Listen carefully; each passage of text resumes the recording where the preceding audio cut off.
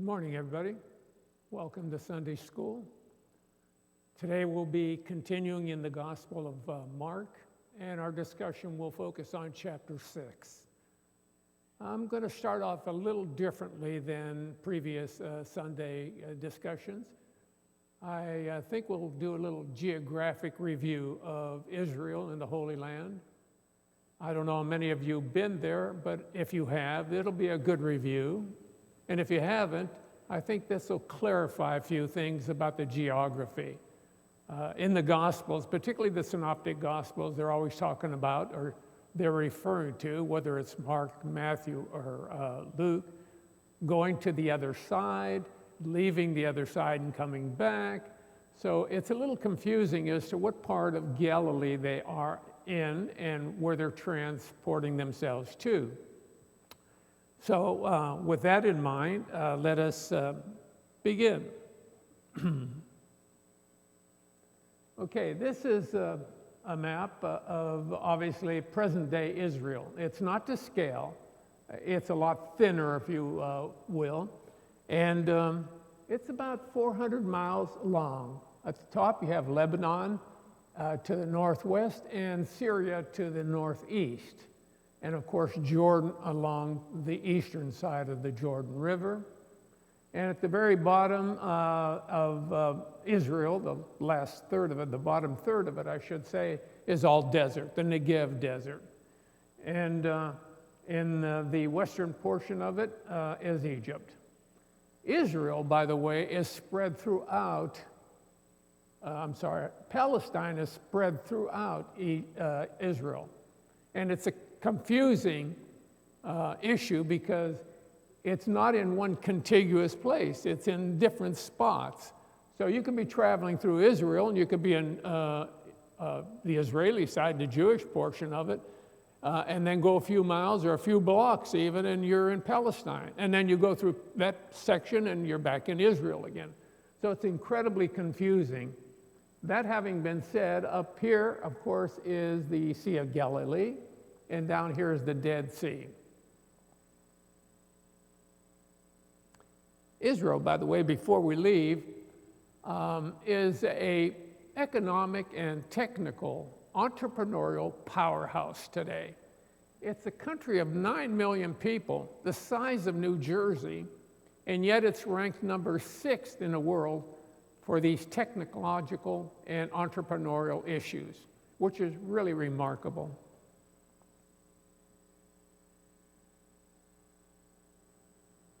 All right, let's go back in time. After Herod the Great passed away, this is what he bequeathed to his 3 sons. Judea, Idumea, and Samaria went to Archelaus. That's the bigger portion of it, half of it. And the green area that you see here in Galilee and Perea went to Herod Antipas. And I'm specific about mentioning Antipas because in the Bible, particularly during the time of Jesus, they will refer to Antipas as just Herod. So don't be confused with Herod Antipas, his son, and Herod the Great. And up here we have Philippi, which went to Antipas's half-brother, Philip. And let's see, okay, this, by the way, let's stay on this map for a second or two because Archelaus, who inherited the majority of the Holy Land, as we call it, was just like his father. He was paranoid, and he was an incredibly horrible ruler. At one point in time, he defaced the temple, putting an eagle at the entranceway, and that was torn down by students and some teachers. And how he responded, he really overreacted. He burned them, immolated those students. And of course, this caused an enormous backlash. And a long story made short, the governor of Syria had to intervene and put down the riots, and some 3,000 Jews were killed. At the same time, Archelaus was up in Rome pitching his reason to become king of the entire area. And of course, this didn't set well. So at 6 AD, Archelaus was removed and sent up to Gaul. And at that point in time, and that would have been from about 5 or 6 AD, they established then a governorship. And the governorship headquarters was in Caesarea. So there were 5 governors up through the time of Christ and his resurrection. The 5th being Pontius Pilate, of course. Pontius Pilate took over from 25 AD to 35 AD. So let's leave that slide and continue. And here's a closer look at the area of Galilee. And everything takes place in Galilee for the most part, particularly the first half of Mark. And then at that point in time, Jesus goes down to Jerusalem and spends the latter part of Mark during Passion Week in Jerusalem. We'll be covering that at some later time. Right now we're focusing on the first 10 or 11 chapters of Mark. And again, as I just said, it takes place around the Sea of Galilee.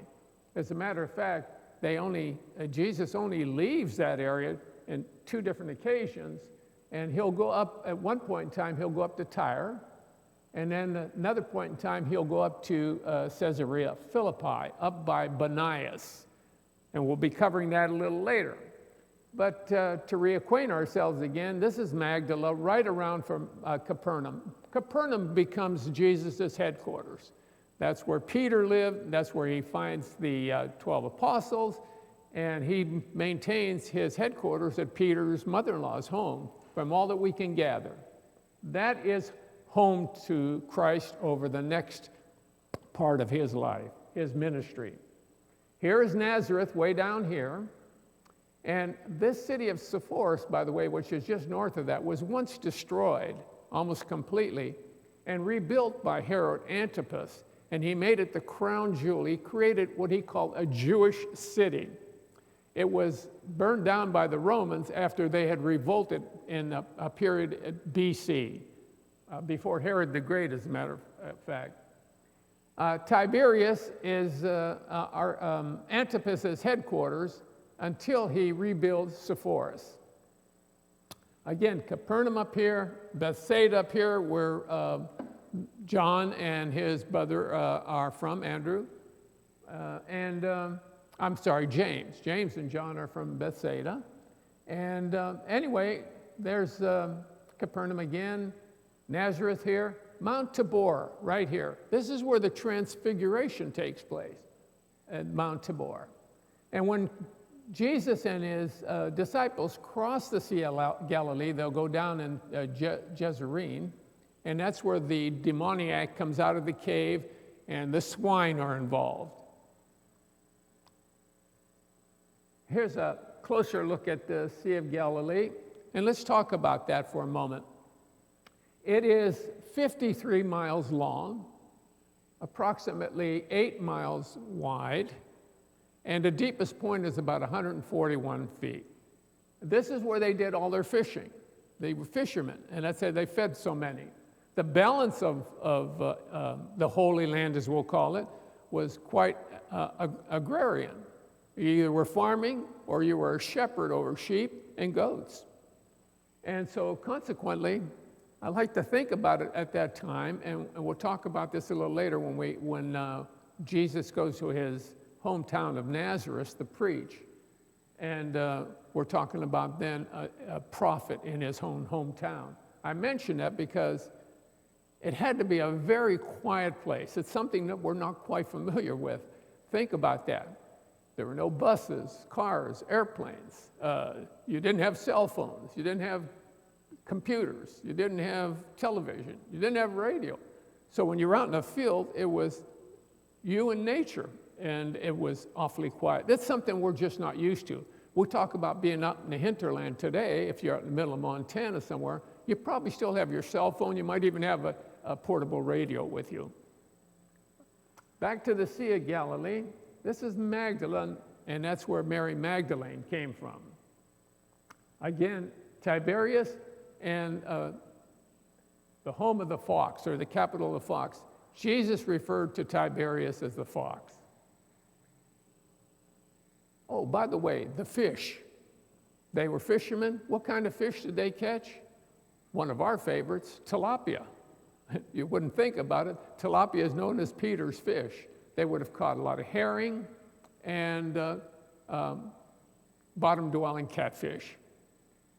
They did recently discover a boat that was from the time of Christ. This boat was 27 feet long, had a very wide draft to it, and it was a shallow draft, a flat-bottom boat, so they can get near the shore while they were fishing. Remarkable discovery. By the way, I want to read something that Cindy covered last week. It would have been the tail end of chapter 5. Let me refer to it here. As Jesus was getting into the boat, the man who had been demon-possessed begged to go with him. Jesus said, "Do not let him," but said, "Go home to your own people and tell them how much the Lord has done for you and how he has had mercy on you."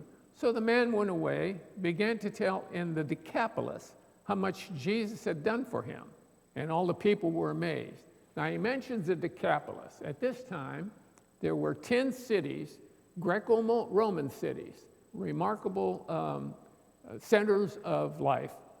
And here are the 10 cities. I think they're worth noting because one of them, Scythopolis, is the only one west of the Jordan, and that's one that Nancy and I had the privilege of visiting. Beautiful area, and I'll show you a picture of that here shortly. But the other 10 are Damascus, 9 I should say, Canapha, Dion, Hippus, Raphana, Gadara, Pella, and Gerasa, and Philadelphia. Philadelphia now is Amman, Jordan, the capital of Jordan.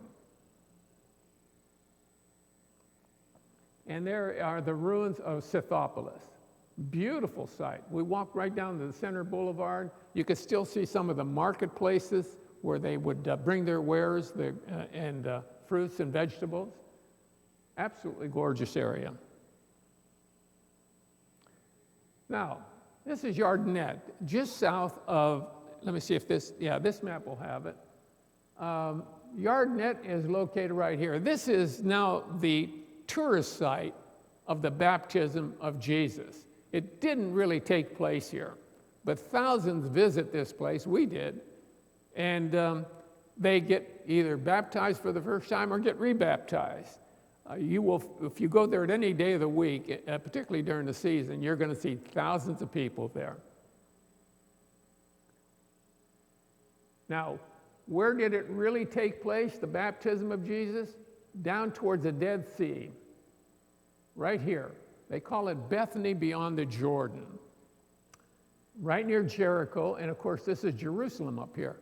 And remember that John was visited by thousands of people when they were there on the pilgrimages to Jerusalem. Jews came from all over, and they stayed a good length of time because they would have traveled great distances.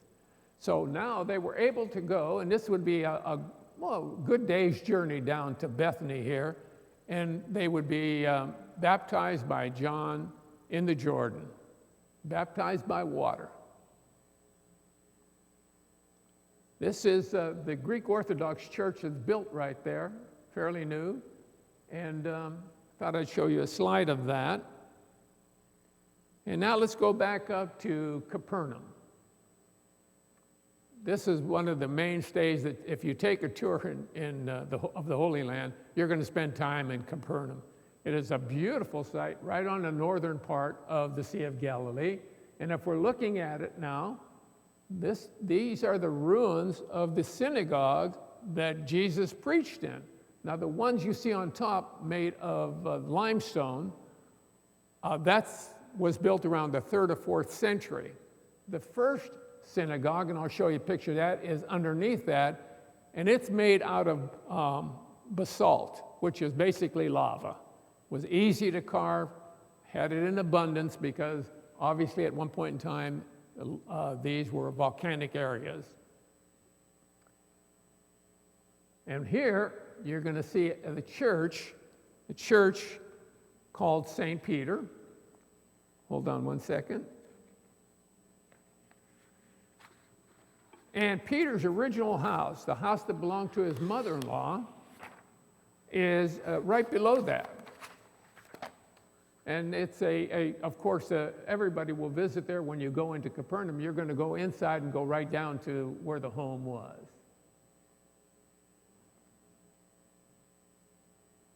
Okay, and this is an artist rendering of Jesus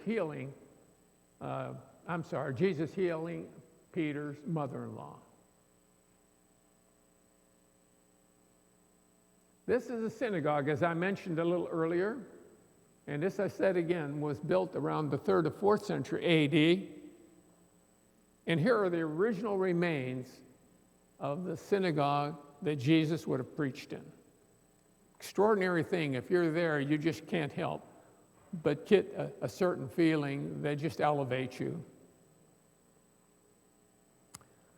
So now let's begin with chapter 6. And this will be slide 15. So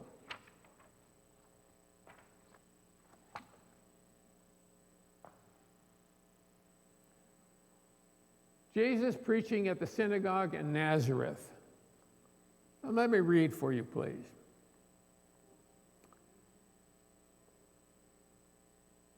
Then he went out from there and came to his own country, and his disciples followed him. And when the Sabbath had come, he began to teach in the synagogue. And many hearing him were astonished, saying, "Where did this man get these things?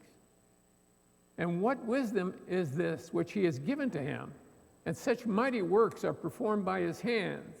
And those are the healings that he did.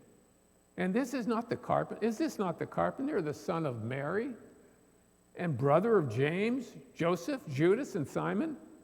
And are not these his sisters that are here with us?" They were offended at him. Now, I'm going to take a slightly different approach again when we talk about what were the meanings behind all of these words. There are theologians and biblical scholars by the dozens, if you want to go online and just investigate a little bit. And they've been doing this work for decades. They're the experts. So if I feel like I can contribute to the actions that were taking place by Jesus and his disciples, I will. In the meantime, I've chosen some of the nicest or the most clarifying responses. The first is, where did this man get these things? In his hometown, Jesus faced a crowd that wondered how he became so powerful in both words and works. Jesus left Nazareth as a carpenter. And let me stop there for a second. Carpenter in those days, the way the word was derived from the original Greek, really meant an artisan. More than likely, Jesus spent most of his time, as did his father Joseph, working out of stone. That was in abundance. That's what they used to do the building. There wasn't that much wood in all of Israel. So consequently, we think of Jesus as being able to use his hands, and he was a builder. Isn't it hard to see how the Nazareth locals would wonder what happened to Jesus? He came back as an expert, almost like a rabbi, yet he had no theological training. This was not a compliment when they said, "Is this not the carpenter?" It was a way of pointing out that Jesus had no formal theological training. He was never a formal disciple of a rabbi, much less a prominent rabbi. And then the quote, "the son of Mary." This just wasn't done in those days. You're referring to a man as the son of his mother. You always refer to that as the son of a father. It was really a demeaning expression. Now, there could have been some talk at that time, while Jesus was growing up, that he may have been legitimate. We remember the story. And so there was always a question mark in the townspeople. And the lack of mention of Joseph perhaps implies that he died. You don't hear about Joseph at this point in time, so there's a good chance that Joseph had passed on. And they were offended at him. These neighbors of Jesus were too familiar with Jesus. They knew little enough about him to think that they knew everything about him.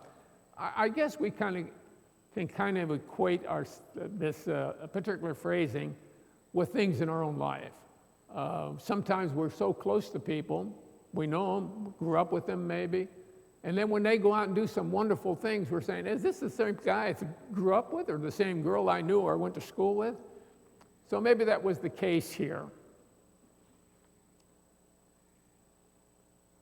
Now, obviously, Jesus is offended, and now Jesus departs Nazareth. But Jesus said to them, a prophet is not without honor except in his own country, among his own relatives, and in his own house. Now he could do no mighty work there, except that he had laid his hands on a few sick people and healed them. And he marveled because of their unbelief. Then he went along about the villages in the circuit, continuing the healing. I think about that for a second. Jesus was very successful when people gathered to him and believed, wanted to believe, and he healed many that way, and he performed miracles. A prophet is not without honor except in his own country. Jesus accepted rejection as a price a faithful prophet must pay, though it must have hurt him badly to be rejected by his friends and his family, which is really surprising when you think about the fact that he had this remarkable birth, visited by the Magi, and then when he was 12 years old, according to Luke, he was at the temple talking to the elders, knowing full well that he carried on, and they were amazed at how he carried on at that age. So it seems a little incongruous to me that his family would reject him so openly when he had displayed these things as a young person. He could do no mighty work. His work was limited in this climate of unbelief. In this sense, Jesus' power was limited by the unbelief of his countrymen. This was in respect to God's principle of partnership with man. God may work with no belief, but not with unbelief. He went about the villages in a circuit teaching. Jesus did not let this rejection by his countrymen debilitate him. Jesus got up, got on with the business of healing and teaching.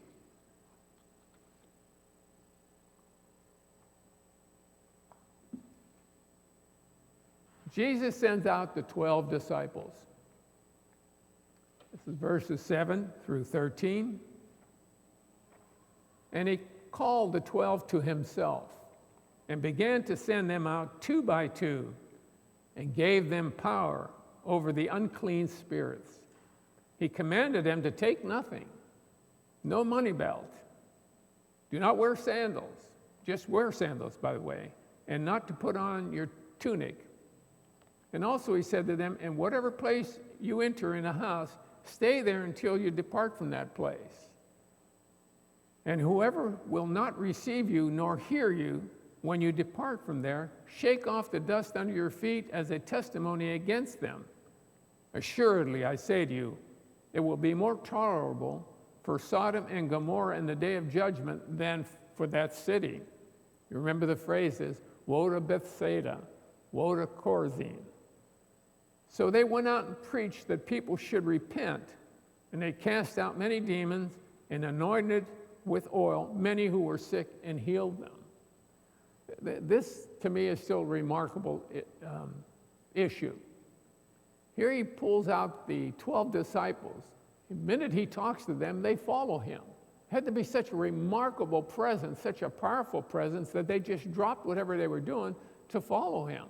And now he's sending them out to carry out the message and to heal. And that's, I guess, as Christians, what we're responsible for doing. That's what we should be doing, spreading the word. So nothing has changed in those 2,000 years. In the Gospel of John, Jesus said, as the Father has sent me, I also send you.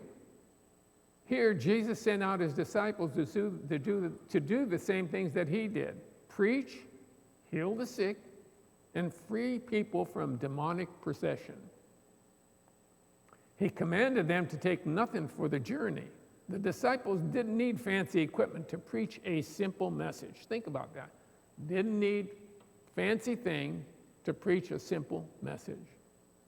Too much stuff would get in the way of their urgent message. I guess if you saw somebody coming up your door out of a very expensive car looking for some contribution of some kind, I guess you got to be wary. There was a rule from the Jewish rabbis that you could not enter the temple area with a staff, shoes, or a money bag, because you wanted to avoid even the appearance of being engaged in any other business than serving the Lord. The disciples were engaged in such holy work, preaching the gospel and bringing God's healing, that they could not give the impression that they had any other motive. Very powerful, very important.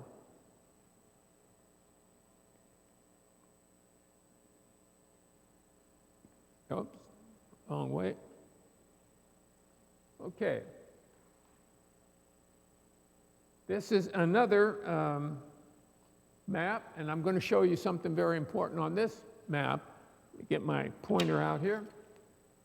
And the area that I want to focus on is Machaerus. This is where we're looking at the inset right here, pardon me, across from Jordan. But this is on the Jordanian side, and this is where Herod the Great built a fortress palace. And this is where John was taken after he was arrested at Machaerus.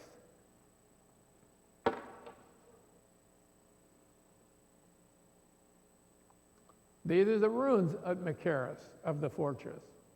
And by the way, just let me go back one. I think it's on this map, yes. We see Mount Nebo up here. This is where Moses stopped, was not allowed to enter the Holy Land, the Promised Land. And from Mount Nebo, Nancy and I were there, you can look across the entire valley at the land of fruit, this beguiling place, this beautiful place that was promised, the Promised Land. And yet he could never get there. And so I wanted to point that out. So it's just above Machaerus. There are the ruins again. And there's an artist's rendering of the fortress. And now we're talking about John the Baptist. Verses 14 to 16. Herod hears of Jesus' ministry and is perplexed. Now King Herod heard of him, for his name had become well known. And he said, John the Baptist is risen from the dead, and therefore these powers are at work in him. Others said it is Elijah, and others said it is the prophet or like one of the prophets. But when Herod heard, he said, this is John whom I beheaded. He has been raised from the dead. Verses 17 to 29, the sordid death of John the Baptist.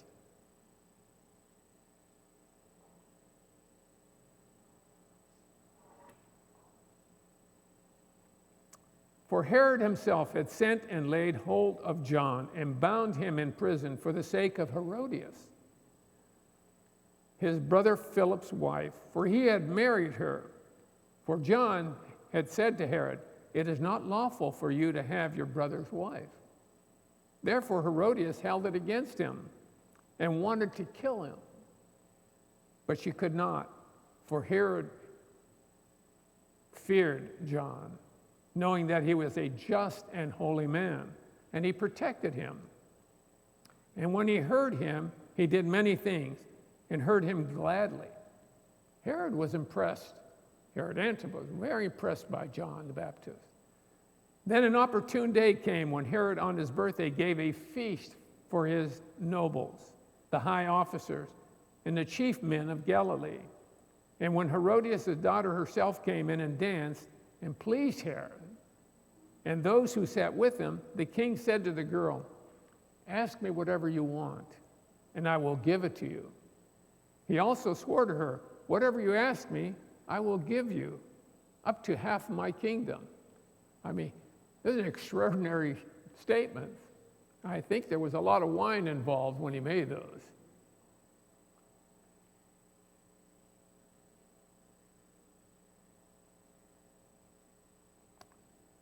The beheading of John the Baptist. So she went out and said to her mother, "What shall I ask?" And she said, "The head of John the Baptist." Immediately she came in haste to the king and asked, saying, "I want you to give me at once the head of John the Baptist on a platter." And the king was exceedingly sorry, yet because of the oaths and because of those who sat with him, he did not want to refuse her. Immediately the king sent an executioner and commanded his head to be brought. And he went and beheaded him in prison and brought his head on a platter and gave it to the girl. And the girl gave it to her mother. When his disciples heard of this, they came and took his corpse and laid it in a tomb. Now, King Herod, actually, Emperor Augustus, denied the title king to Herod. Goaded by the ambitious Herodias, Herod pressed for the title again and again, until he so offended the emperor's court that he was dismissed as a traitor. Mark used the title King Herod because it was the local custom to call him king, or more likely, he used it ironically. All his ancient readers would remember the character of this man. It is Elijah. This is what King Herod thought. It's Elijah. Some people thought Jesus was Elijah because it was prophesied Elijah would come before the Messiah did, and that's in Malachi. Others thought he was the prophet whom Moses would come after him. This is John, whom I am beheaded. He has raised from the dead. Herod favored Jesus was John the Baptist. Herod's confusion came from his own guilty conscience. It is hard to see clearly who Jesus is when we are in sin and rebellion. For John had said to Herod, "It is not lawful for you to have your brother's wife." When he preached repentance, John did not spare the rich and powerful. He called Herod and his wife Herodias to repent, because Herodias had been the wife of Herod's brother Philip.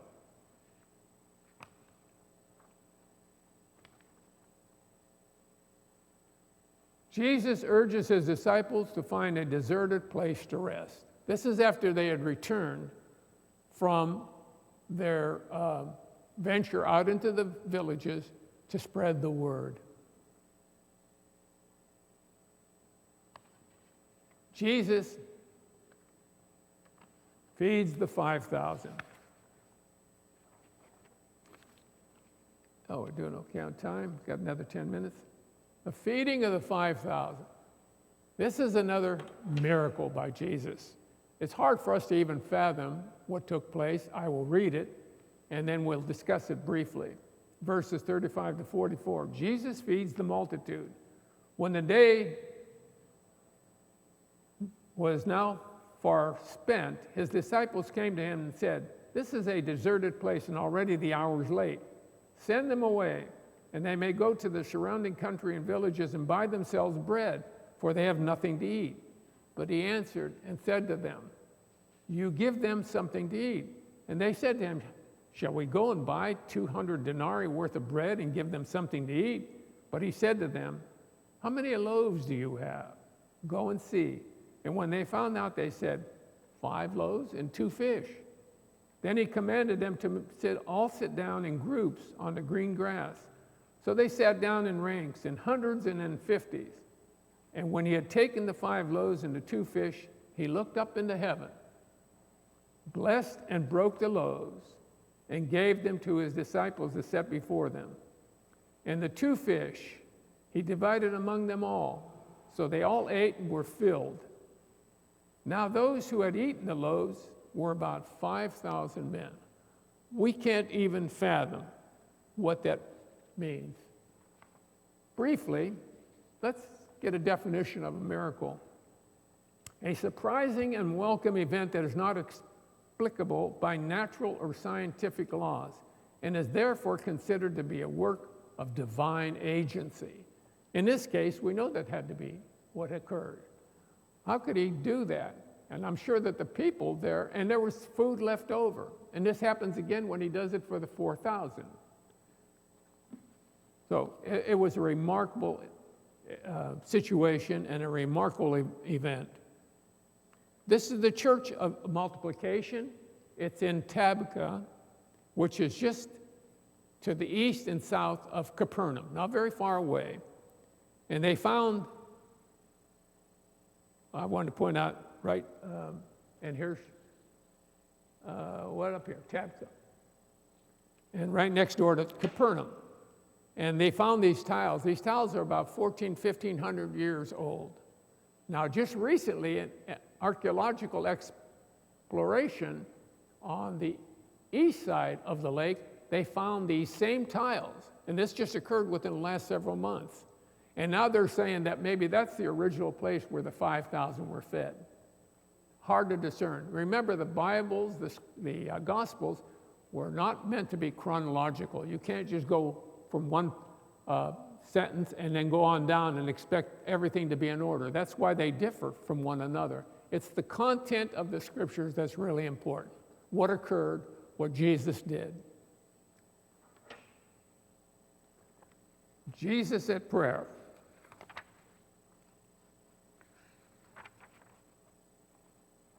Verses 45 to 46. Immediately he made his disciples go into the boat and go before him to the other side, to Bethsaida. And we saw the map earlier. If you cross Capernaum and go due east, you're going to go to the other side near Bethsaida. He sent the multitude away. And when he had sent them away, he departed to the mountain to pray.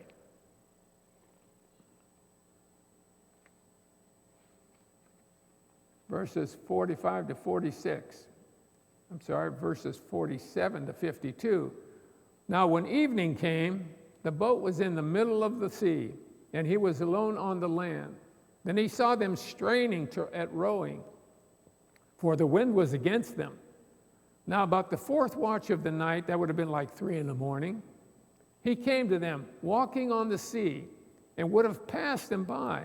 And when they saw him walking on the sea, they supposed it was a ghost and cried out, for they all saw him and were troubled. But he talked to them and said to them, be of good cheer. It is I. Do not be afraid.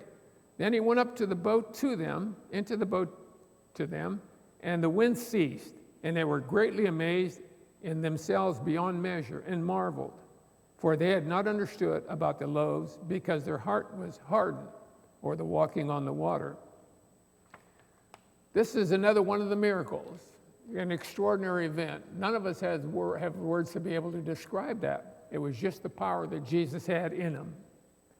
In the last part of chapter 6, Jesus goes on to heal many. Verses 53 to 56, Jesus healed many in unusual ways. When they had crossed over, they came to the land of Gennesaret and anchored there. And when they came out of the boat, immediately the people recognized him, ran through that whole surrounding region, and they began to carry about on beds those who were sick to wherever they had heard he was.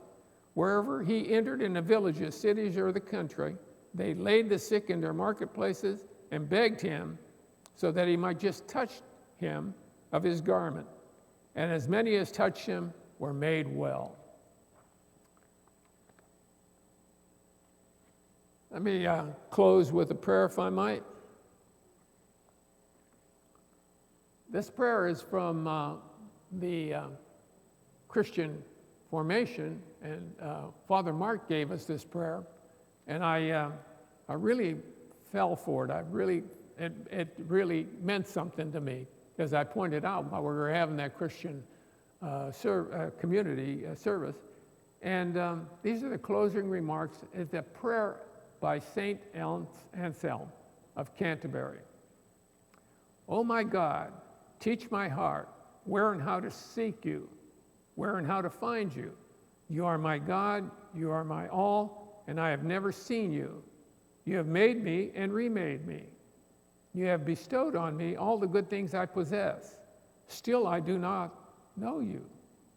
I have not yet done that for which I was made. Teach me to seek. Teach me to seek you. I cannot seek you unless you teach me, or find you unless you show me yourself to me. Let me seek you in my desire. Let me desire you in my seeking. Let me find you by loving you, and let me love you when I find you. Amen. and thank you.